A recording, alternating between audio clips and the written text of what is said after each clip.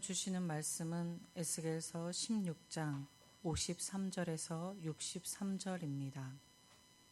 에스겔 16장 53절에서 63절입니다.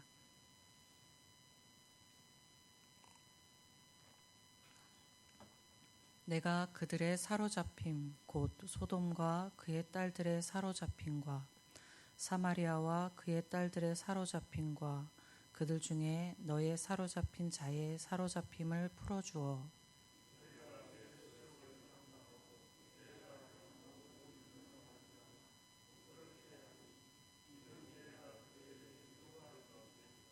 내 아우 소돔과 그의 딸들이 옛 주의를 회복할 것이요 사마리아와 그의 딸들도 그의 옛 주의를 회복할 것이며 너와 네 딸들도 너의 옛 주의를 회복할 것이니라.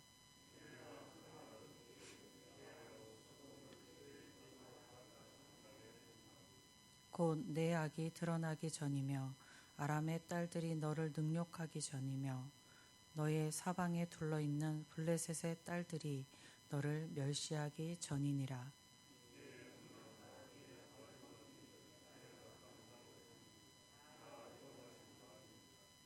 나 주 여호와가 이같이 말하노라.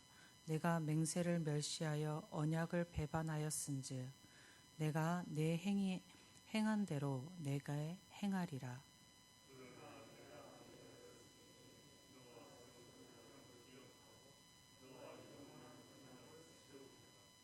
내가 내 형과 아우를 접대할 때에 내 행위를 기억하고 부끄러워할 것이라. 내가 그들을 내게 딸로 주려니와 내 언약으로 말미암음이 아니니라.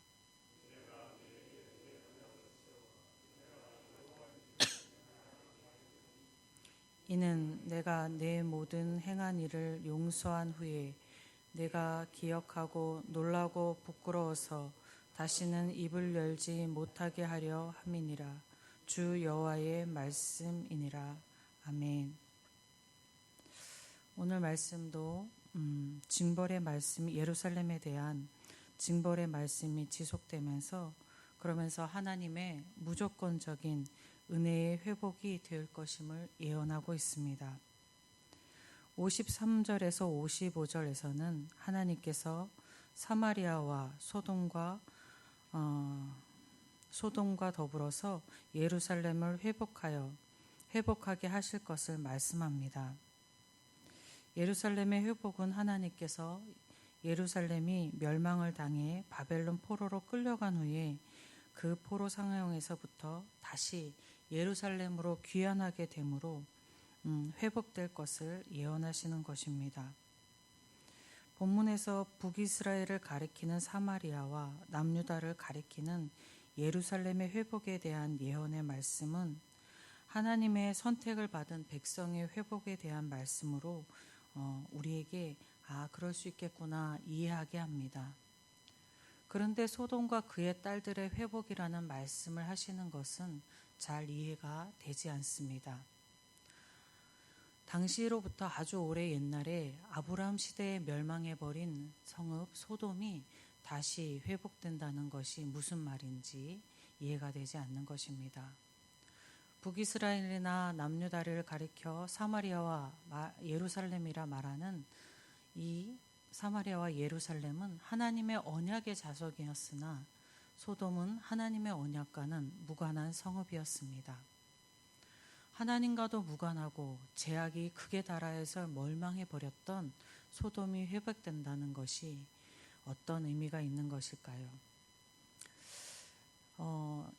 포로로 잡혀가고 70년이 지난 BC 537년 이후에 바벨론에 포로되었던 남유다 백성들이 예루살렘으로 돌아오고 그리고 그러므로 인하여서 예루살렘이 회복됐다는 그 말씀의 예언은 이루어집니다.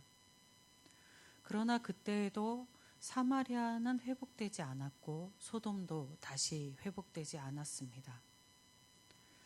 그런데 본문에서 사마리아와 소돔과 에돔이 예루살렘처럼 회복될 거라고 말씀하고 있는 것입니다. 이것을 통해 알 수 있는 것은 사마리아와 소돔 그리고 예루살렘의 회복이 문자 그대로 어떤 잡혀간 것에서 다시 그 모습이 회복된다라는 의미가 아님을 알 수 있습니다. 여기서 사마리아와 소돔은 이방을 상징합니다. 또 예루살렘은 구약에 선택받은 민족 이스라엘 전체를 상징합니다. 그리고 사마리아와 소돔, 예루살렘이 회복된다는 것은 이방과 예루살렘이 함께 하나님의 은혜를 입어 구원에 이르게 된다는 것을 뜻합니다. 이는 죄인을 구원하는 그리스도의 구속의 은혜를 통하여 모든 만민에게 구원이 미치게 될 것이라는, 그리스도를 통한 구원이 완성될 것이라는 것을 상징적으로 이야기해 주고 있는 것입니다. 우리는 구약의 핵심의 주제는 오실 그리스도다라고 이야기하고 신약의 핵심 주제는 오신 그리스도다라고 이야기합니다. 그런데 성경을 읽으면서, 구약을 읽으면서 어디에 예수가 오신다고 되어 있는가라고 생각하게 됩니다. 그런데 오늘 본문에서도 소돔, 사마리아와 예루살렘의 회복이라는 말씀을 하면서 오실 그리스도에 대한 예언을 하고 있는 것입니다. 구약 성경의 예언의 말씀대로 그리스도께서는 죄악으로부터 영적 사망 상태에 처한 모든 이방과 이스라엘, 즉 모든 인류를 구원하기 위하여 오셨고 십자가의 죽으심으로 이 모든 죄인이 하나님과의 관계를 회복해 하는 길을 열어주셨습니다. 누구든지 회개하고 그리스도를 구주로 영접하기만 하면 그에게 하나님의 구원이 임합니다. 소돔과 사마리아와 같이 완전히 황폐한 삶을 살아가는 자도, 사람이 저보다 더 사악할 수는 없다라고 정죄받는 자도 회개하고 그리스도를 믿으면 하나님의 구원의 은혜로 회복해 하셨습니다. 그리스도를 통한 회복은 인류에게 주는 복된 소식입니다. 우리가 범사에 감사하라 하신 말씀에 근거가 되는 것은 이 복된 소식 때문일 것입니다. 오늘 말씀 중에 한 가지 깊게 조금 살펴볼 수 있는 말씀은 63절의 말씀인데요. 내가 기억하고 놀라고 부끄러워서 다시는 입을 열지 못하게 하려 함이니라 라는 말씀입니다. 하나님께서 예루살렘을 회복하실 때에 그들의 죄악을 그냥 묵인하고서 회복시키시는 것이 아니라 그들이 과거 자신들 스스로 하나님 앞에 행했던 모든 죄악을 스스로 낱낱이 기억해내고 그것에 대한 치욕을 느끼면서 자신이 스스로 의롭다 느끼며 떠들었던 것들의 과거의 행위를 두 번 다시 못하게 하겠다라는 말씀입니다. 그러니까 자기가 저질렀던 자기 죄를 스스로 보고 그 죄의 수치감과 그런 것들을 모두 느끼게 하신다는 것입니다. 사람은 누구나 자기 죄를 들춰보는 것은 즐겁지가 않습니다. 그리스도인인 우리가 타인의 죄를 정죄하는 것은 쉬운 일이지만 자신의 죄악을 보는 것은 매우 힘든 일입니다. 그리스도인은 자신의 과거의 죄, 현재의 행위로 짓는 죄, 그 죄와 내면에 있는 죄를 깨달아 보게 되면 큰 수치심을 느끼게 되고 하나님 앞에 그 죄스러움을 말로 다 할 수가 없습니다. 이처럼 자기 죄를 보는 것은 고통스럽습니다. 자기 죄를 보는 것은 수치스럽고 고통스럽기에 우리는 자기 죄를 덮어놓은 상태로 두고 싶어 하기도 합니다. 그런데 만약 나의 죄를 그냥 묵인하게 된다면 나는 그 죄에 대한 책임을 잘 느끼지 못하고 하나님 앞에서 그 죄가 얼마나 큰지도 모르기에 다시 그 죄를 범하게 될 확률이 아주 높습니다. 반면에 자기 죄를 깨달아 보게 되면 그래서 수치심을 느끼게 되고 하나님 앞에 죄스러움으로 느끼게 된다면 그러한 고통을 겪고 지나게 된다면 다시 그 깨달은 죄의 자리로 범하는 자리로 돌아갈 확률은 매우 적게 됩니다. 그렇기에 자기 죄를 본다는 것은 죄로부터 자유를 얻게 하는 것입니다. 그렇게 자기 과거의 죄나 현재의 죄를 볼 수 있다는 것은 어쩌면 은혜 중에 가장 큰 은혜라고도 할 수 있겠습니다. 죄에서 자유한 여러분이 되시기를 축복드립니다.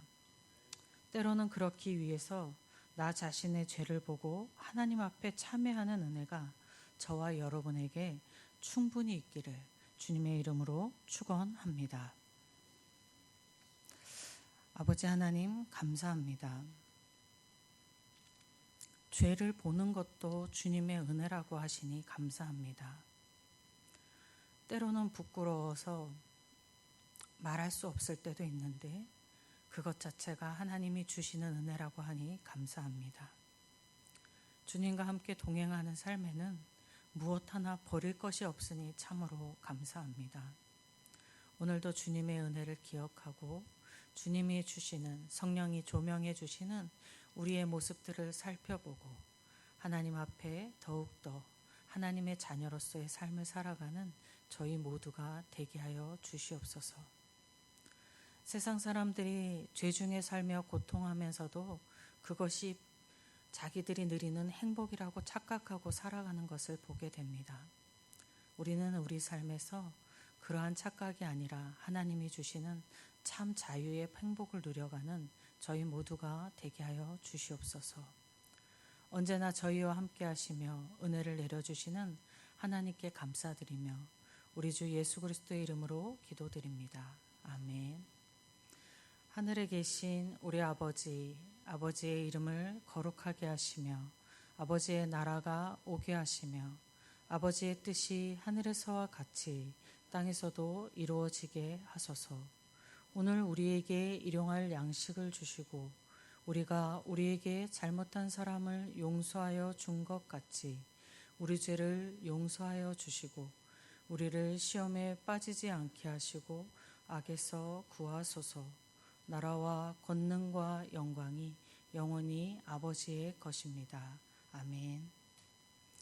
이 시간 기도하실 때에 예천교회를 위해서 기도하겠습니다. 오늘 있을 예배와 또 교회의 환우들과 또 어려움에 처한 성도님들 위해서 기도해 주시고 내일부터는 청년부 수련회가 아산에서 있게 됩니다. 오고 가는 길 안전하게 하시고 우리 청년들이 주님의 은혜를 충만히 누릴 수 있게 기도해 주시기 바랍니다. 그리고 나라와 예천 지역을 위해서 기도하시고 선교지를 위해서 기도하여 주시기 바랍니다. 선교지에서 힘든 어려운 상황에서 싸우는 선교사님들에게 은혜가 임하시고 또 복음이 전해 듣는 모든 이들에게 구원이 이르는 놀라운 역사가 있게 하시기를 기도하겠습니다. 그리고 개인 갖고 나신 기도 제목 가지고 기도하실 때 주님의 이름 한번 부르고 함께 기도하겠습니다.